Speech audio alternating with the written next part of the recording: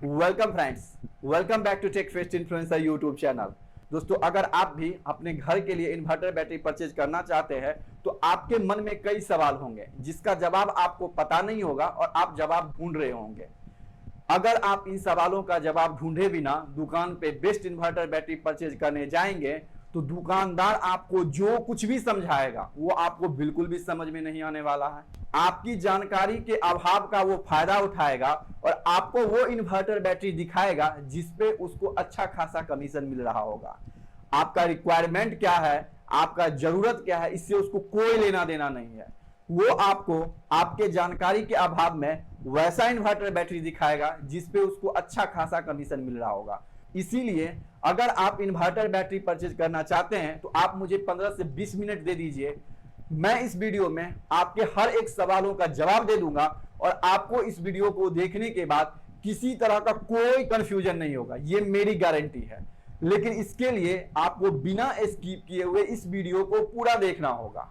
इसीलिए आपको फैसला करना है कि आप अच्छा खासा पैसा लुटा करके आएंगे या फिर आप इस वीडियो को देखने के बाद अपने घर परिवार के लिए एक अच्छा इन्वर्टर बैटरी परचेज करेंगे।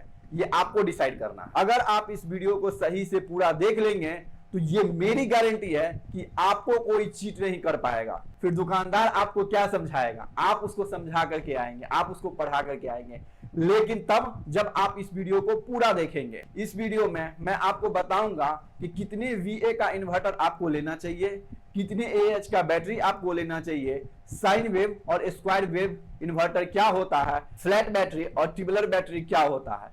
इसके अलावा भी बहुत से ऐसे क्वेश्चन होंगे जो आप नहीं जान रहे होंगे और आपके मन में सवाल उठ रहा होगा।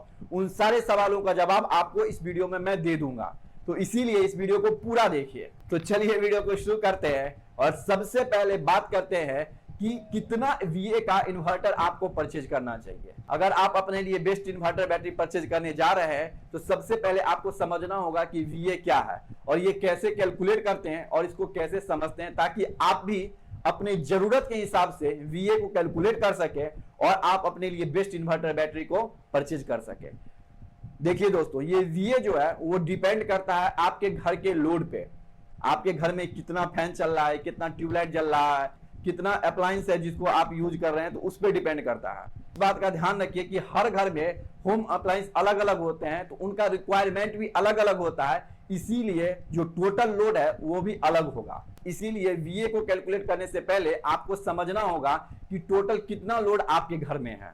इसके लिए क्या करना है वो मैं आपको बता देता हूं। सबसे पहले आपको जो है सो आपके घर में जितने भी अप्लायंस हैं जिसको आप इन्वर्टर पे चलाना चाहते हैं, देखिए आपके घर में बहुत से अप्लायंस होंगे जिसे आप इन्वर्टर पे नहीं चलाएंगे, तो आप ऐसे अप्लायंस को लिस्ट करना है जिसको आप इन्वर्टर पे चलाने वाले हैं। ठीक है, उन सारे अप्लायंस के वोल्टेज को आप नोट डाउन कर लीजिए और उसको ऐड कर दीजिए। चलिए मैं आपको अपने अनुसार एग्जांपल देकर के बताता हूं कि ये कैसे कैलकुलेट करना है। फॉर एग्जांपल, मान लीजिए कि आपके घर में 4 पंखा है और 70 वाट का उसमें मोटर लगा हुआ है, तो अगर आप उस हिसाब से देखेंगे तो उसमें 280 वाट का हुआ। इसी हिसाब से अगर आपके घर में 4 बल्ब है और वो 15 वाट का है तो टोटल 60 वाट हुआ। ठीक, एक LED टीवी है जो 100 वाट का है, तो इस तरह से टोटल जो वोल्टेज हुआ वो 100 वाट का हुआ।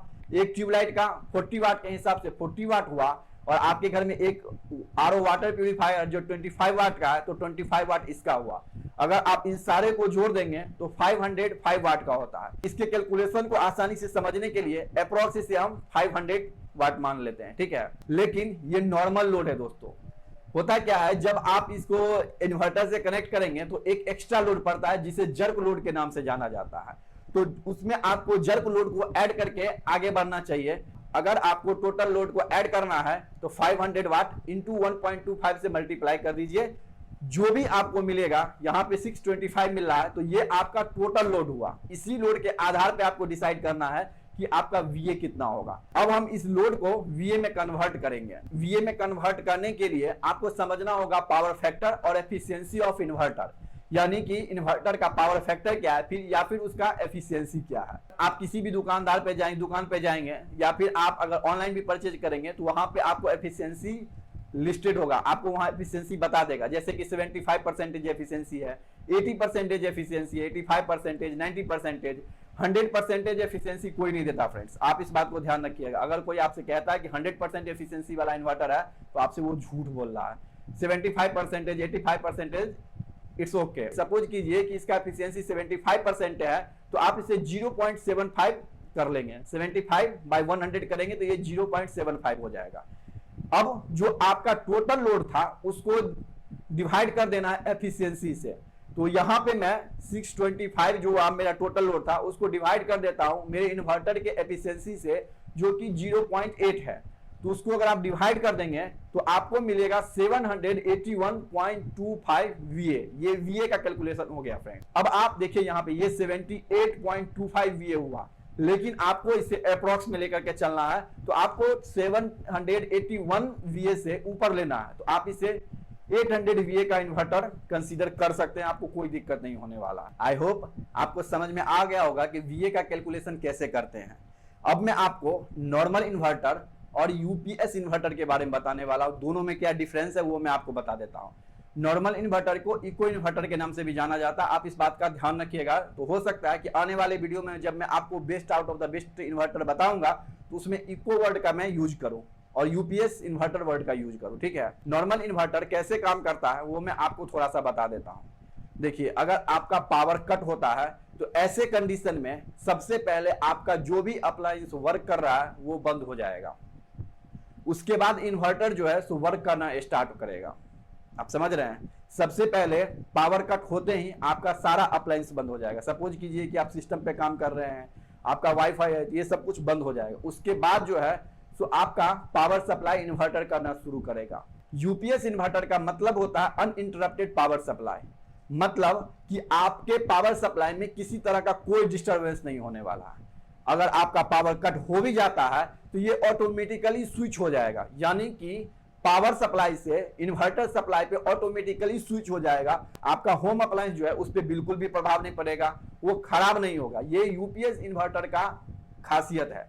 नॉर्मल इन्वर्टर के केस में होता यह है कि जो एट रैंडम जो ये लाइट कटती है तो उससे जो झटका लगता है आपके होम अप्लायंस पे, उससे थोड़ा सा आप समझ रहे हैं उसको खराब होने के चांस बन जाते हैं। हो सकता है कि आपका लैपटॉप, आपका कंप्यूटर, आपका मोबाइल लंबे समय के बाद उस पर उसका प्रभाव पड़े। यूपीएस इन्वर्टर जो होता है बेस्ट इन्वर्टर में कंसीडर किया जाता है। आपको बहुत से ऐसे इन्वर्टर मिलेंगे, इनफैक्ट अब जो भी इन्वर्टर आ रहे हैं उसमें नॉर्मल इन्वर्टर और यूपीएस इन्वर्टर दोनों का साइन मिलता है। मतलब ये हुआ कि आपको नॉर्मल इन्वर्टर और यूपीएस इन्वर्टर दोनों आपको एक ही इन्वर्टर में देखने को मिल जाएगा। बस आप एक स्विच को प्रेस करके उसे नॉर्मल इन्वर्टर से यूपीएस इन्वर्टर में स्विच कर सकते हैं। क्योंकि आपको लेटेस्ट मॉडल में आपको दोनों तरफ के इन्वर्टर देखने को मिल जाएंगे, तो आप दोनों मोड को यूज कर सकते हैं। आप अपने सुविधा के अनुसार नॉर्मल मोड को भी यूज कर सकते हैं और यूपीएस मोड को भी यूज कर सकते हैं, जस्ट एक बटन को प्रेस करने के बाद। लेकिन आप इस बात का ध्यान रखिएगा कि नॉर्मल मोड में जो है सो एनर्जी एफिशिएंसी जो होता है वो ज्यादा होता है यूपीएस मोड के रिस्पेक्ट में। यूपीएस मोड में आपको 10%, 5.9%, 8%, 15% कम आपको पावर एफिशिएंसी देखने को मिलेगा। नॉर्मल मोड में आपको ये इतना ज्यादा एफिशिएंसी देखने को मिलता है। ये बात को आप ध्यान रखिएगा। मैंने आपको नॉर्मल इन्वर्टर और यूपीएस इन्वर्टर के बारे में बता दिया। अब मैं आपको स्क्वायर वेव और साइन वेव के बारे में बताता हूं। आप जब भी इन्वर्टर परचेज करने जाएंगे तो आपको ये बहुत ज्यादा सुनने को मिलेगा कि इसमें स्क्वायर वेव है या फिर साइन वेव है। तो मैं आपको बारी बारी से दोनों बता देता हूं कि ये होता क्या है। ओल्ड इन्वर्टर मोड में आपको स्क्वायर वेव देखने को मिलता है। जो अभी के मॉडल आ रहे हैं, नए मॉडल आ रहे हैं, उसमें आपको साइन वेव देखने को मिलेगा। पहले का इन्वर्टर स्क्वायर वेव पे चलता था और जब वो इन्वर्टर चलता था तो उसमें फ्रीक्वेंसी को कैलकुलेट नहीं किया जाता था।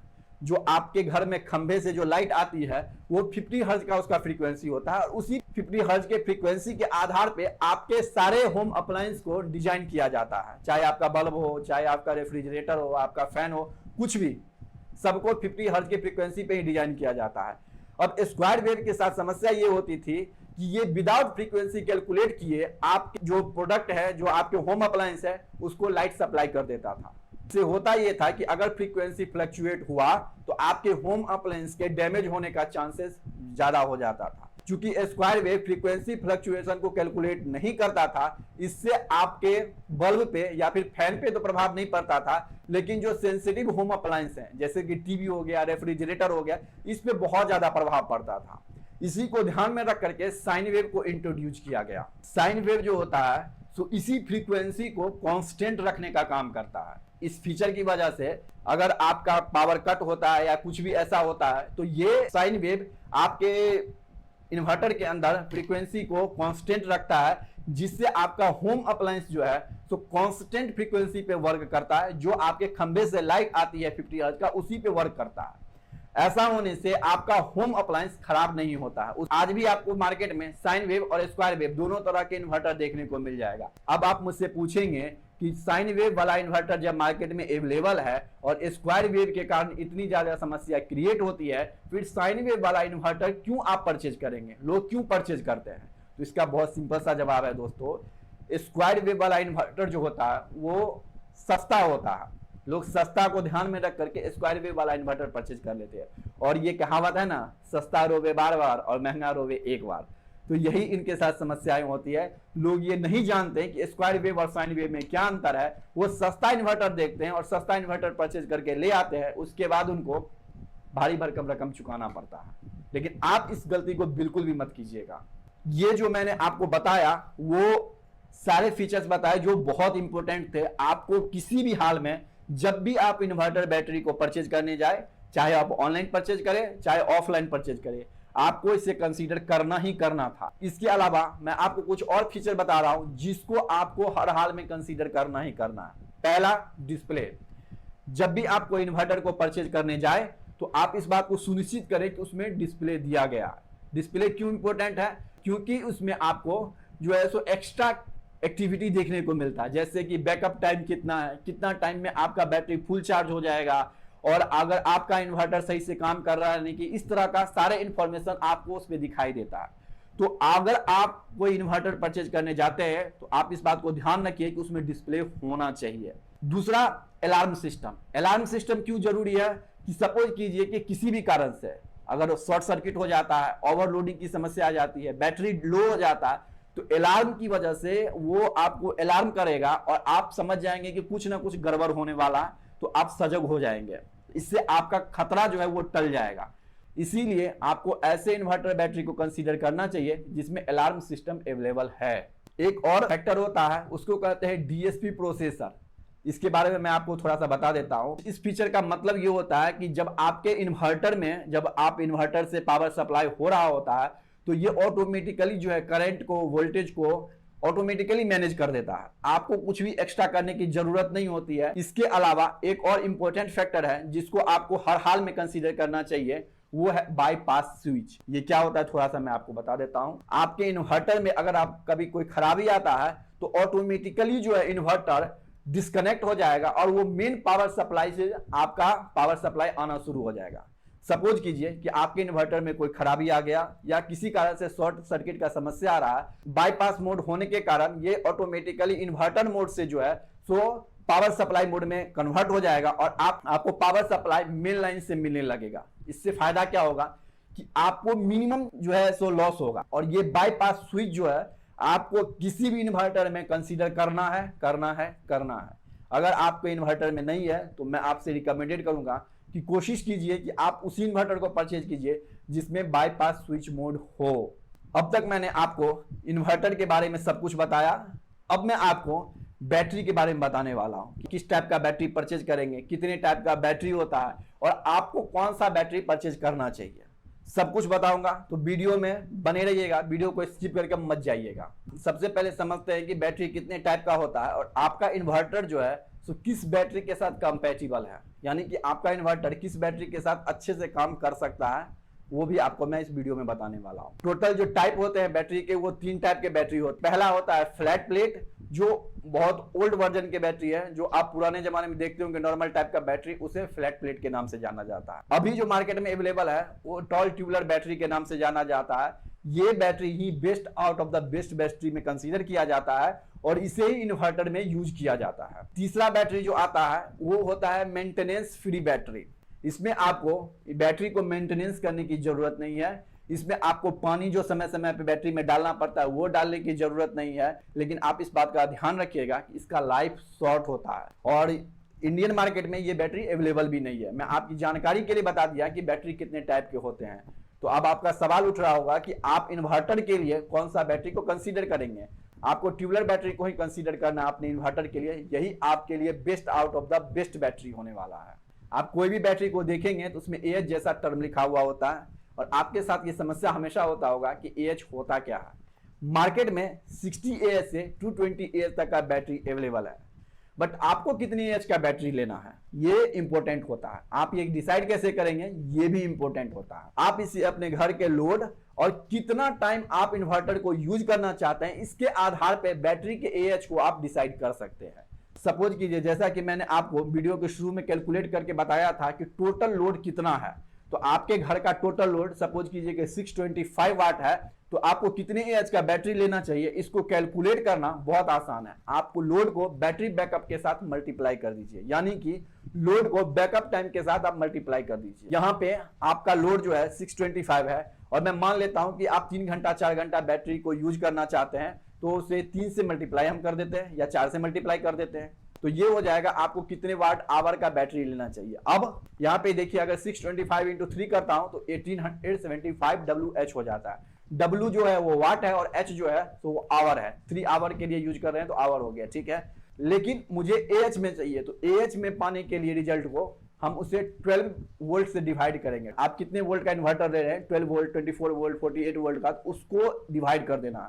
यहां पे मैं 12 वोल्ट को कंसीडर कर रहा हूं। जब आप 1875 WH को 12 से डिवाइड करेंगे तो ये 156.25 AH होता है। आप इसे अप्रोक्स में कैलकुलेट कर सकते हैं और आप इसको 160 AH का बैटरी ले सकते हैं। आपके लिए बिल्कुल सफिशियंट होगा अगर आप अपने इन्वर्टर बैटरी को 3 आवर्स के लिए यूज करना चाहते हैं। तो आई होप आपको समझ में आ गया होगा कि बैटरी का AH कैसे कैलकुलेट करना है। इसके अलावा जो एक और फैक्टर है वो है वारंटी। अगर आप कोई इन्वर्टर बैटरी परचेज करने जाए तो आप वारंटी को उस पर जरूर कंसीडर कीजिए। तो इसीलिए जो आपको नॉर्मल इन्वर्टर मिलता है आपको उस पर 2 ईयर्स की वारंटी देखने को मिलेगा। इससे कम वाला वारंटी वाला अगर आपको इन्वर्टर मिल रहा है नहीं लीजिए। दूसरा इन्वर्टर देखिए जिसपे आपको मिनिमम 2 ईयर्स की वारंटी मिल रहा है, जबकि आपको बैटरी पे मिनिमम 3 ईयर्स की वारंटी देगा और मैक्सिमम 5 ईयर्स की वारंटी देगा। आपको मैक्सिमम वारंटी के साथ जाना है। थोड़ा सा आपको पैसा ज्यादा लगेगा वारंटी पे, लेकिन आपको मैक्सिमम वारंटी के साथ जाना है। बैटरी में यहाँ पे वारंटी के साथ थोड़ा सा झोल होता है। वो झोल क्या होता है वो मैं आपको थोड़ा सा बता देता हूँ। आप देखेंगे कि किसी बैटरी पे आपको स्टार मार्क्स लिखा हुआ रहेगा। हो सकता है कि आपको 18+18 स्टार लिखा हुआ हो या फिर 3 इयर्स स्टार लिखा हो। अब इसका मतलब मैं बता देता हूँ। 18+18 स्टार का मतलब हुआ प्रो रैट वारंटी। मतलब ये हुआ कि पहले 18 मंथ के लिए आपको जो वारंटी मिल रहा है उसमें आपको सर्विस भी फ्री मिलेगा। अगर आपके इन्वर्टर बैटरी में किसी तरह का कोई दिक्कत आता है तो उसका रिपेयरिंग भी कंपनी की तरफ से किया जाएगा।